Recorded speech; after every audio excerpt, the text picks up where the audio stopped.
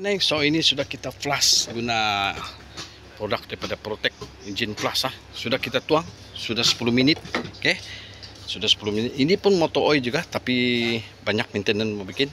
Tukar air cleaner, motor oil sama aircon lah, aircon filter. Okey. Aircon filter. Kita pergi tengok aircon filter macam mana buka dulu. Jadi ini barang ni kalau kamu mau kan engine flush ni, sebelum buang motor oil kamu tuang dulu dalam 10 minit. Kalau makin lama makin shock lah. Okey. So kita pergi buka, ini air cleaner dia. Air cleaner pun balik-balik sudah tiup, jadi kita mau tukar lah. Okey. Kita mau buka dia punya air cleaner aircon ni. Okey, air cleaner aircon ni nak dia. Okey. Simple saya kerja dia. Okey. Kita tengok berapa lama tidak ganti. Ini untuk kesihatan tau. Kata wajib ganti. Kita tengok dia punya kotor. Okey, kita buka laci.